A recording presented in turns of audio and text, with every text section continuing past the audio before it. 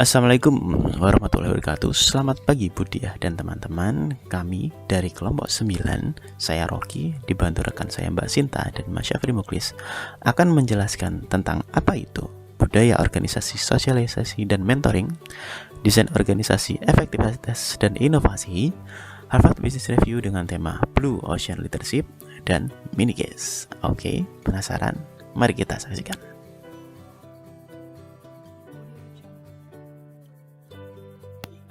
Budaya organisasi, sosialisasi, dan mentoring. Terdapat 4 subbab yang bicara tentang budaya organisasi itu sendiri, dinamika budaya organisasi, sosialisasi, dan mentoring. Budaya organisasi merupakan cara membagi nilai-nilai dan kepercayaan yang mendasari identitas sebuah perusahaan. Biasanya diberikan kepada para pegawai baru melalui proses sosialisasi, atau budaya organisasi mempengaruhi perilaku kita saat kita bekerja. Berikut merupakan kerangka konseptual untuk memahami budaya organisasi. Pertama, kita lihat bagaimana nilai-nilai itu ada, visi, misi dari pemimpin, kemudian masuklah pada budaya organisasi. Setelah itu, ke struktur organisasi dan prakteknya. Masuklah kepada kelompok dan proses sosial, kemudian ke sikap dan perilaku kolektif, hingga bagaimana outcomes-nya atau hasil dari budaya organisasi tersebut. Dalam dinamika budaya organisasi, terdapat lapisan budaya organisasi. Pertama, artefak yang tampak.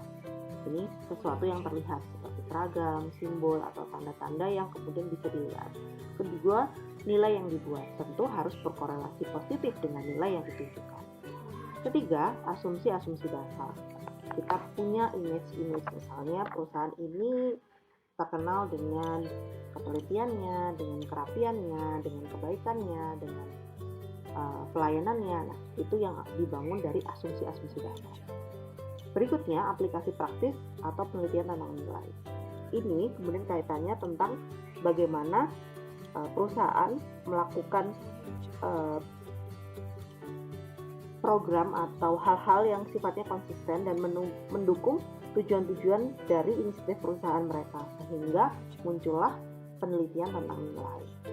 Nah, dalam lapisan budaya itu kita bisa bedakan secara jelas mana yang visible dan mana yang invisible.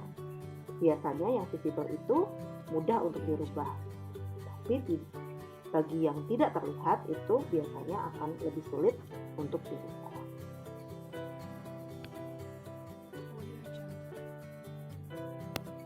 Terdapat 4 fungsi budaya organisasi.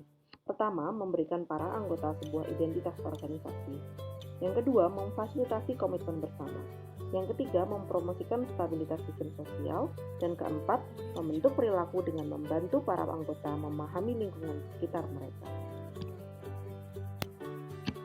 Masuk pada tipe budaya organisasi. Pertama, ada clan collaborate. Ini menggunakan kepercayaannya kerjasama. Alat kohesinya partisipasi, komunikasi, wewenang. Hasilnya semangat pengembangan orang-orang dan komitmen. Ini tipe sangat kekeluargaan lah untuk yang kolektif. Kemudian adokrasi create. Kepercayaannya menciptakan sesuatu, alatnya menyesuaikan kreativitas, ketangkasan, inovasi. Hasilnya ya berupa inovasi yang baru, pertumbuhan, output yang hasilnya nanti penuh dengan kreativitas. Kemudian hierarki kontrol. Ini kepercayaannya dikontrol, alatnya adalah proses kecakapan, konsistensi, kontrol proses, ukuran. Biasanya orientasinya adalah efisiensi, ketepatan waktu, menjalankan semua SOP, semua fungsi harus berjalan dengan baik. Nah, sedangkan di pasar, ini kepercayaannya adalah persaingan, melihatnya adalah keluar. Alatnya menggunakan fokus pelanggan, produktivitas, persaingan yang begitu tinggi. Hasilnya ada pembagian pasar, ada profitabilitas, dan pencapaian tujuan. Tentu semua bisa dikolaborasikan, tetapi dalam suatu perusahaan biasanya ada salah satu di antaranya yang kuat. Dalam kerangka nilai bersaing, menghasilkan budaya organisasi. Kita bisa lihat dalam figur 14.6. Di clan menghasilkan positive work lebih tinggi dibanding yang lain. Hal ini membuktikan bahwa budaya organisasi dapat bertumbuh ketika kita memulai dengan pemuasan kebutuhan para pegawai untuk menghasilkan output yang lebih baik. Apakah budaya organisasi bisa berubah? Tentu bisa, tapi kita juga bisa melihat bahwa budaya organisasi itu bisa diperkuat, dilemahkan. Kita bisa lihat dari itu faktor personal, interpersonal, institusional, atau kultural. Dari situ kita bisa bedah dan kita bisa melakukan perubahan-perubahan, entah itu diperkuat atau diperlemah. Proses organisasi bisa berubah. Sebelum itu kita perlu melakukan proses sosialisasi, di mana sosialisasi organisasi digunakan ketika seseorang mempelajari nilai, norma, dan perilakunya. Model sosialisasi organisasi bisa dimulai dari fase pertama, yaitu sosialisasi yang dilakukan terlebih dahulu. Misalnya ketika seseorang melamar pekerjaan di sebuah perusahaan, perlu dilihat latar belakangnya, bisa melalui LinkedIn atau media sosial atau surat lamaran kerjanya. Kemudian setelah itu bisa masuk di fase pertemuan. Setelah diterima, bisa melakukan pengarahan atau pembimbingan bahwa perusahaan ini punya nilai atau budaya organisasi tersendiri. Ketiga adalah perubahan dan penambahan. Hal ini kemudian bisa dilakukan saat dia sudah bekerja dalam sebuah perusahaan. Nah, kaitannya dengan perubahan dan penambahan ini, kita bisa melakukan mentoring.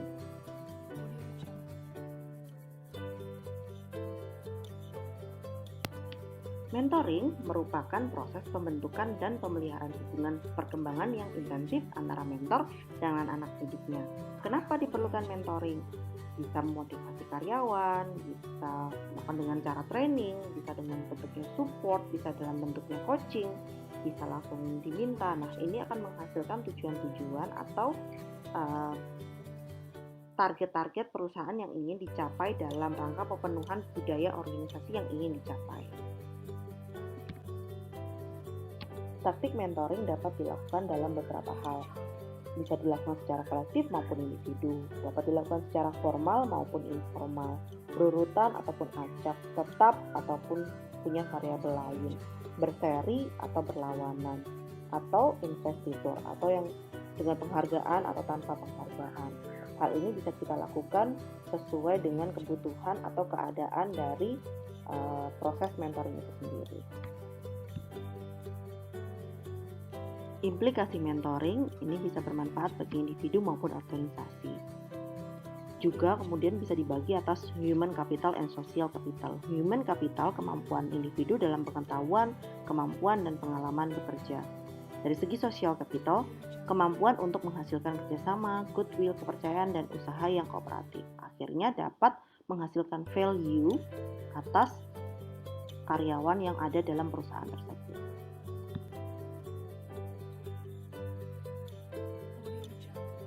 Masuk dalam pembahasan desain organisasi, efektivitas, dan inovasi.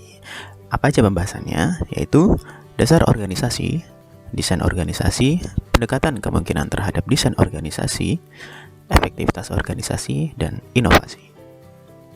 Definisi organisasi adalah sistem aktivitas yang terkoordinasi secara sadar yang dilakukan oleh dua orang atau lebih. Yang termasuk dalam aspek koordinasi secara sadar adalah: pertama, koordinasi usaha. Hal ini dibangun dari kebijakan, peraturan, dan regulasi yang dibuat oleh organisasi tersebut. Kedua, tujuan bersama. Tujuan anggota organisasi harus sesuai dengan tujuan bersama organisasi tersebut. Ketiga, pembagian tenaga kerja. Tujuan organisasi dibangun dari pembagian resources yang saling terhubung. Keempat, hierarki otoritas, bisa disebut sebagai rantai komando, yang mengontrol mekanisme dengan prinsip do the right people, do the right things at the right times. Salah satu bentuk hierarki otoritas ini adalah kesatuan prinsip komando, di mana masing-masing anggota harus memberikan laporan hanya kepada satu manajernya. Diagram organisasi. Diagram organisasi adalah representasi grafis otoritas formal dan pembagian hubungan tenaga kerja.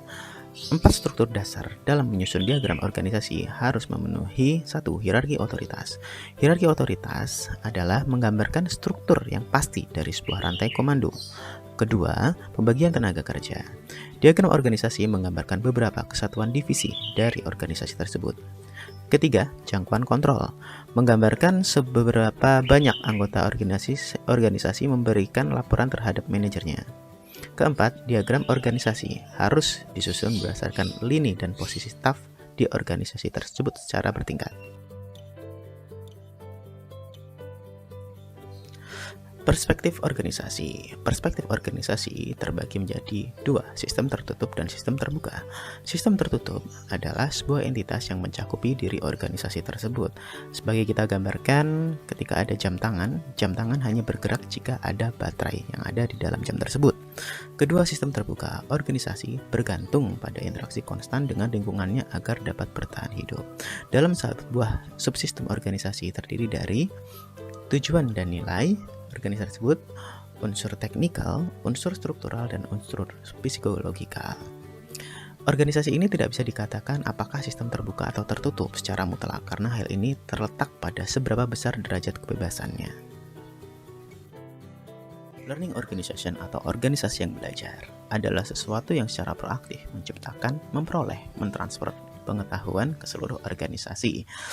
Dalam prosesnya terdiri dari 6 tahap. Pertama adalah akuisisi informasi, distribusi informasi, interpretasi informasi, integrasi pengetahuan, memori organisasi, dan organisasi yang belajar. Ada 3 rekomendasi untuk meningkatkan learning organization. Pertama, melakukan tahap-tahap learning organisasi secara mendalam. Kedua, organisasi yang belajar digerakkan oleh perilaku kepemimpinan tiap individu, iklim, dan budaya organisasinya. Ketiga, kesadaran bahwa tiap individu adalah role model yang belajar dari kegagalan.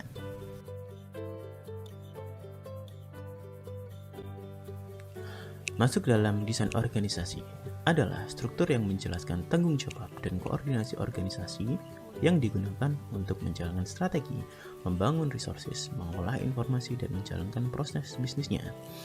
Ada 3 kategori berdasarkan eranya. Kategori tradisional pada tahun 1800 sampai 1970-an ada 3 tipe, yaitu tipe struktur fungsional, struktur divisional, dan matriks. Struktur fungsional adalah struktur ini mengelompokkan individu atau kelompok berdasarkan fungsi bisnis yang mereka jalankan seperti produksi, pemasaran, dan keuangan. Struktur divisional, struktur ini mengelompokkan aktivitas-aktivitas yang berkaitan dengan outputnya, seperti jenis produksi atau jenis pelanggan. Struktur matriks, organisasi menggunakan struktur ini ketika mereka memerlukan kesejajaran horizontal yang lebih kuat atau korporasi untuk mencapai tujuan. Kategori horizontal, kita kenal sebagai struktur horizontal. Tim atau kelompok kerja, termasuk permanen atau resources, bekerja dengan meningkatkan kolaborasi dalam sebuah proyek. Struktur ini lebih menekankan hubungan horizontal di antara orang-orang yang mengerjakan tugas bersama-sama. Kategori open, sejak tahun 1990 sampai sekarang, ada 3 struktur. Pertama adalah hollow structure. Hollow structure sendiri adalah struktur ini didesain agar tiap fungsi utama di organisasi bisa melakukan outsource untuk membantu menjalankan fungsinya dengan lebih efisien.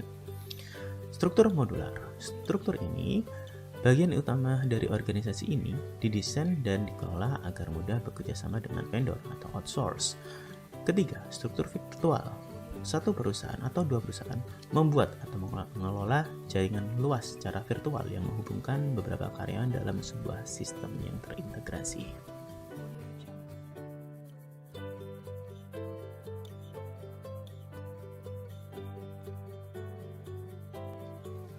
Pendekatan kemungkinan terhadap desain organisasi atau lebih dikenal sebagai contingency approach adalah bagaimana menciptakan sebuah organisasi yang efektif terhadap lingkungan dan situasi yang sesuai, dan bagaimana membuat struktur organisasi sesuai dengan aktivitas internal dari organisasi tersebut. Ada 5 faktor yang mempengaruhi contingency approach. Pertama adalah tujuan dan strategi organisasi tersebut. Kedua, ketidakpastian pasar. Ketiga, teknologi. Keempat, ukuran bisnis. Dan terakhir adalah proses pengambilan keputusan. Dalam proses pengambilan keputusan dibagi menjadi 2 tipe. Pertama, pengambilan keputusan tersentralisasi, di mana manajer puncak membuat semua keputusan penting. Kedua, pengambilan keputusan terdesentralisasi. Dalam hal ini, manajer tingkat bawah diberi kewenangan untuk membuat keputusan penting. Dalam studi desain kontingensi, organisasi dibagi menjadi 2, yaitu mekanistik organisasi dan organik organisasi. Mekanistik organisasi menekankan pada birokrasi pengendalian dan pemerintah yang kaku. Organik organisasi menekankan pada jaringan fleksibel individu yang memiliki multitalenta, sehingga organisasi lebih fleksibel.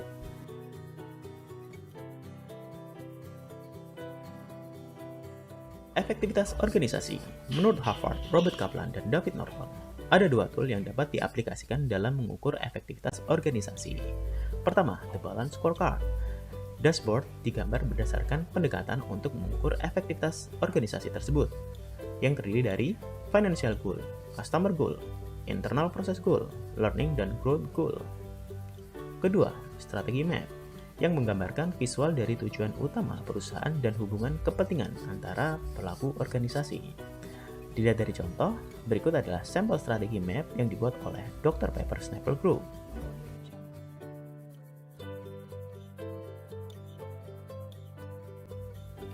Inovasi adalah bagaimana menciptakan sesuatu yang baru yang dibutuhkan oleh pelanggan. Pendekatan menuju inovasi ini dibagi menjadi dua, berdasarkan tipe inovasi dan fokus inovasi. Tipe inovasi dibagi menjadi dua, yaitu inovasi produk adalah perubahan pada fungsi atau performance pada sebuah produk atau service. Inovasi proses, perubahan pada cara sebuah produk atau service diterima. Fokus inovasi dibagi menjadi dua. Pertama adalah improvement, inovasi yang meningkatkan atau mengupgrade performance produk, service atau proses yang sudah ada. New direction, inovasi yang merubah secara total atau membuat produk atau service yang baru.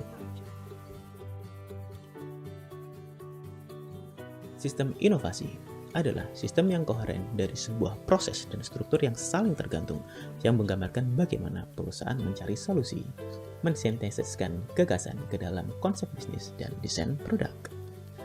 Ada 7 komponen yang harus terpenuhi dari sistem inovasi. Pertama, strategi inovasi.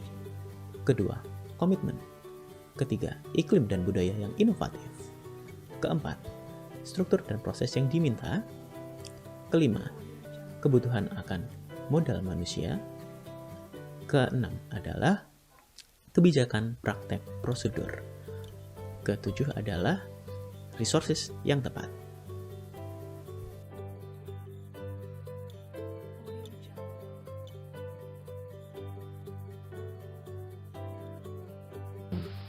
Untuk Harvard Business Review sendiri, jurnal yang akan kita bahas kali ini adalah terkait dengan gaya kepemimpinan Blue Ocean dan pengambilan keputusan strategis di antara para pemimpin di government-linked companies Malaysia dengan peran kecerdasan emosional sebagai moderator.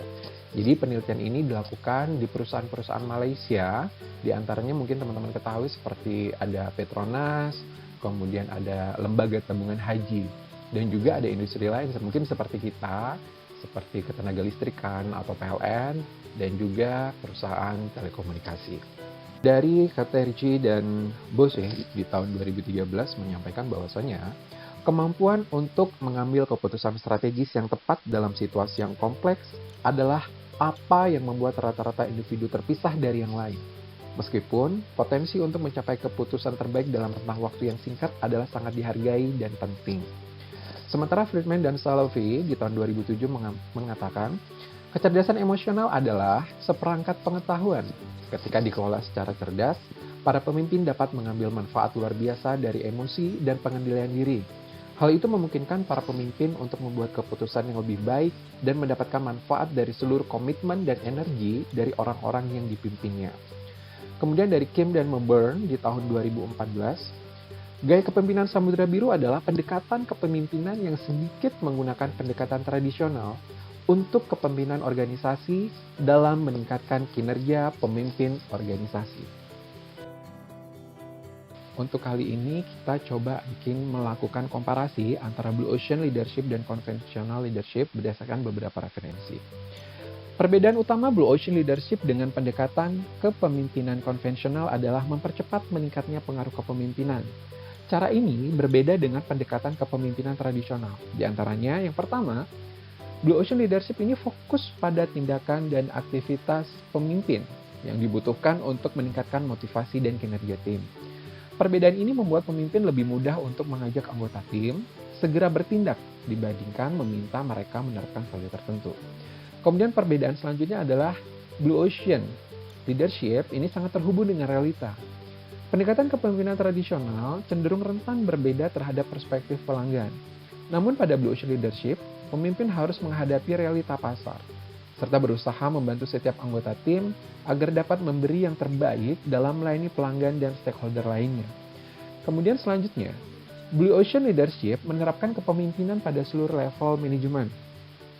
Kebanyakan kepemimpinan berfokus pada eksekutif serta berpotensi dampak yang akan terjadi saat ini dan di masa depan. Sementara kalau Blue Ocean Leadership dirancang untuk diterapkan pada 3 level manajemen yang berbeda, yaitu top management, middle management, dan frontline management. Strategi dirancang berbeda pada setiap jenis level. Dengan pelibatan setiap jenis level pemimpin, diharapkan dapat tercipta kepemimpinan yang lebih kuat dan berkontribusi secara signifikan terhadap performa perusahaan. Selanjutnya, kisi-kisi untuk menjadi seorang pemimpin dengan menggunakan style Blue Ocean Leadership itu seperti apa sih? Cukup ada 4, teman-teman. Yang pertama, tindakan dan aktivitas kepemimpinan apa yang harus kita hilangkan? Yang kedua, tindakan dan aktivitas kepemimpinan apa yang harus kita kurangi dan yang telah dilakukan saat ini. Kemudian kisi yang ketiga, tindakan dan aktivitas kepemimpinan yang harus ditingkatkan dari yang telah dilakukan saat ini. Dan yang terakhir, tindakan dan aktivitas kepemimpinan yang harus dilakukan atau kita ciptakan. Baik, kita lanjutkan pada hasil penelitian pada GLC Malaysia, di mana kalau kita lihat dari slide-nya ini, ada hubungan atau tidaknya di antara Blue Ocean Leadership Style, kemudian Emotional Intelligence dalam memberikan keputusan strategis. Nah, dapat kita simpulkan bahwasanya, yang pertama, adanya hubungan yang signifikan antara gaya kepemimpinan Samudra Biru dan pengambilan keputusan strategis dengan kehadiran kecerdasan emosional sebagai variabel moderasi. Kemudian yang kedua, kalau kita melihat di garis panah di H2 tersebut adalah kecerdasan emosional memainkan peran penting dalam mempengaruhi gaya kepemimpinan Samudra Biru dan pengambilan keputusan strategis. Sementara pada H3 ataupun garis panah yang putus-putus, moderating efeknya, yaitu adanya hubungan antara kecerdasan emosi dan kepemimpinan menunjukkan bahwa kecerdasan emosional dapat digunakan sebagai alat prediksi yang nantinya individu akan menjadi pemimpin dalam organisasi mereka. Jadi, kesimpulan akhir dari jurnal ini bahwasanya kecerdasan yang dimiliki oleh seorang leader dan cara dia memimpin sebuah organisasi itu akan mempengaruhi bagaimana dia dalam mengambil sebuah keputusan untuk organisasinya. Baik Budiah dan teman-teman, demikian mungkin untuk ulasan singkat terkait dengan penelitian di GLC Malaysia. Semoga dari hasil penelitian ini bisa menambah referensi kita untuk seorang manajer maupun leader di perusahaan ataupun organisasi yang nantinya dan atau yang saat ini akan kita pimpin. Untuk minicast dari kelompok kami berjudul Kaki Kanan di Kantor, Kaki Kiri di Penjara. Penasaran? Mari silakan baca minicastnya dan kita cari solusinya. Sekian presentasi dari kelompok 9. Kami ucapkan terima kasih banyak dan sehat selalu.